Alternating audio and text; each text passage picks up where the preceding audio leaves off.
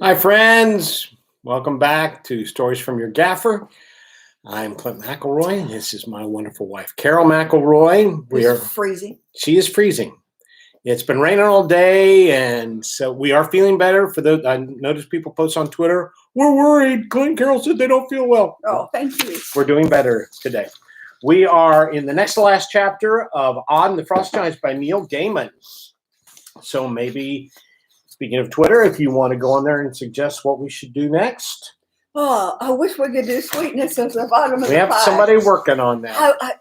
If you are Alan Bradley, or if you work for Alan Bradley, or know Alan Bradley, or know his publishers, or know his company, please tell him CC Carol really and that should do really wants to read his book aloud online. That should do it. Because it's the best. I've got all of them. All right, chapter 7. The 4 transformations and a meal. Here we go. The eagle found him as he sat on the wall in an area that he had kept as free of snow as he could. The great bird landed beside the boy.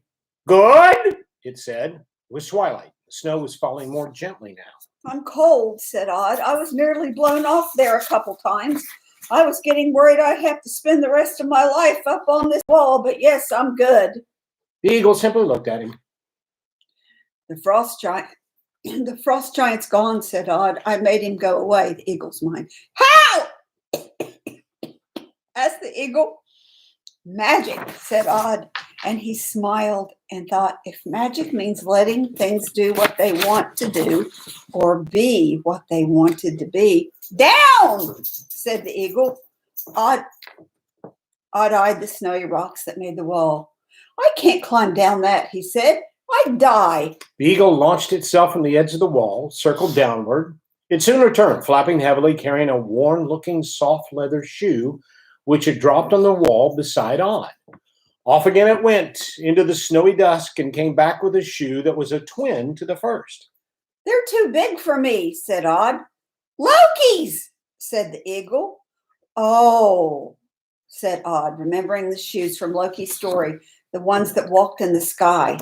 He pulled them on, and then warily, heart pounding, Odd limped to the edge of the wall, and when he got to the edge, he stopped. He tried to jump, and nothing happened. He didn't move a muscle. "Oh, come on," he told his feet, his good one, and the one that was broken and twisted, the one that hurt all the time. "You've got magical flying shoes on. Just walk out in the air, and you'll be fine." But his feet and legs ignored him, and he stood where he was. He turned to the eagle, who was wheeling above Odd's head impatiently. "I can't do it," he said. "I've tried. I can't." The eagle gave a screech, "Ah!"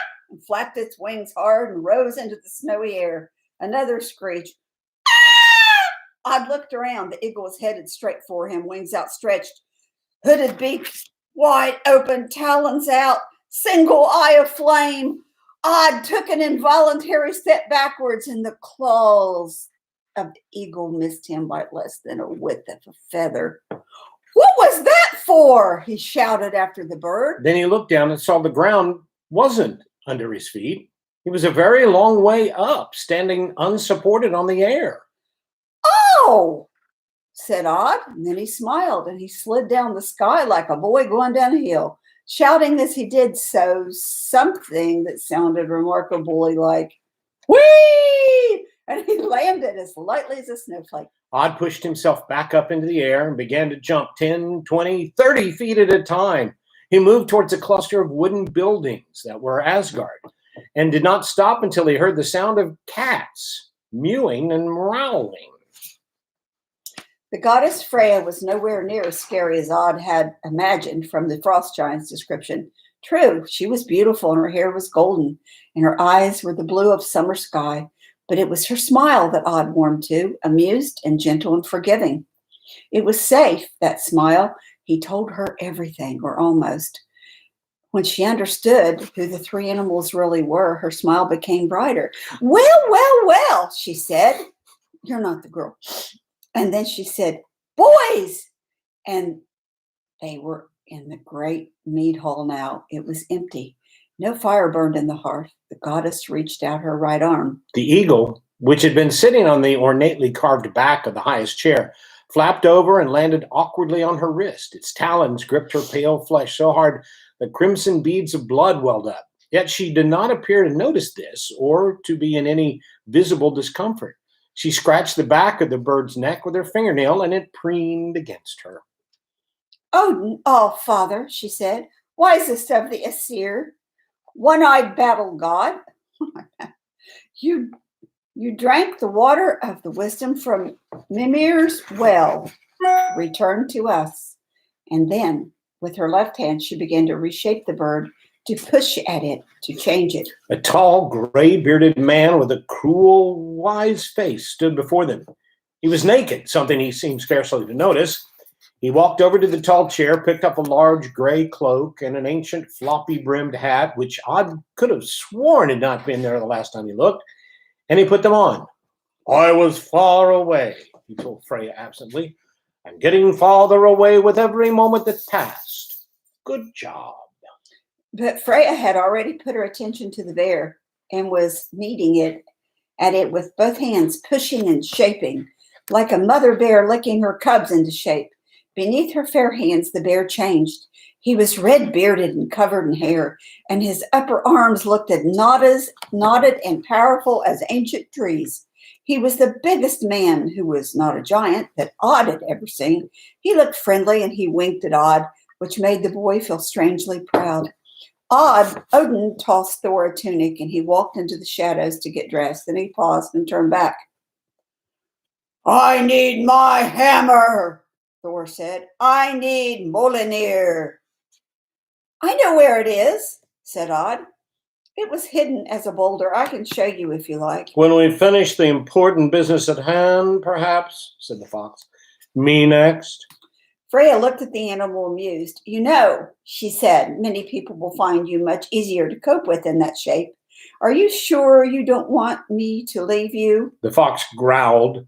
Then the growl became a choked cough, and the fox said, Fair Freya, you joke with me, but do not the bards sing, a woman both fair and just and compassionate, only she can be compared to glorious Freya. Loki, you caused all of this, she said. All of it. Yes, he said, I admit it, but I found the boy as well. You can't just focus on the bad stuff. One day, said Freya softly, I will regret this. But she smiled to herself, and she reached a hand out and touched the black tip of the fox's muzzle, then ran her finger up between its ears, along its spine, and all the way to the very tip of its tail. A shimmer, and then a man stood in front of them, beardless, flame-haired, as pale of skin as Freya herself, eyes like green chips of ice. Odd wondered if Loki had a fox's eyes still, or if the fox had always had Loki's eyes. Thor threw Loki some clothes. Cover yourself, he said bluntly. Now Freya turned her attention to Odd. Her gentle smile filled his world. Your turn, she said.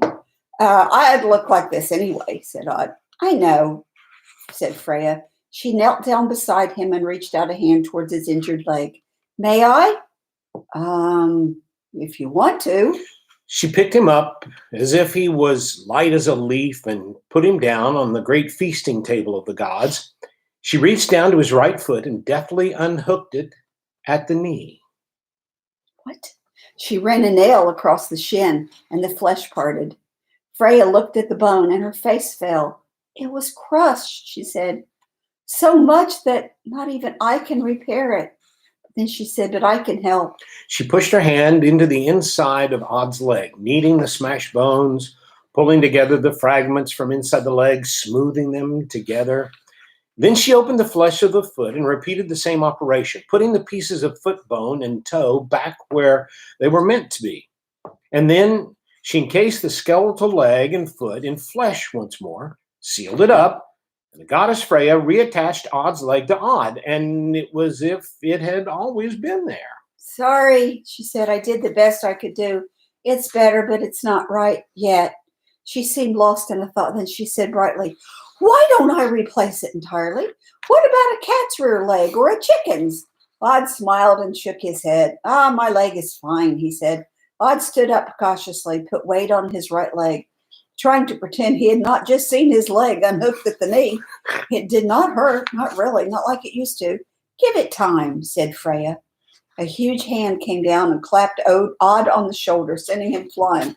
Now, laddie, boomed Thor, tell us just how you defeated the might of the frost giants. He seemed much more cheerful than when he'd been a bear. There was only one of them, said Odd. When I tell the story, said Thor, there will be at least a dozen. I want my shoes back, said Loki. There was a feast that night in the great mead hall of the gods. Odin sat at the end of the table in the magnificent carved chair, saying almost as little as he had when he was an eagle. Thor on his left side boomed enthusiastically. Loki, who had to sit down at the far end of the table, was pleasant enough to everyone until he got drunk, and then, like a candle suddenly blowing out, he became unpleasant, and he said mean, foolish, unrepeatable things, and he leered at the goddesses. And soon enough, Thor and a large man with one hand, who Odd thought might have been called Tyr, were carrying Loki from the hall. He doesn't learn, said Odd. He thought he had said it to himself in his head, but Freya, who was sitting beside him, said, no, he doesn't learn. None of them do. And they don't change either. They can't. It's part of being a god. Odd nodded.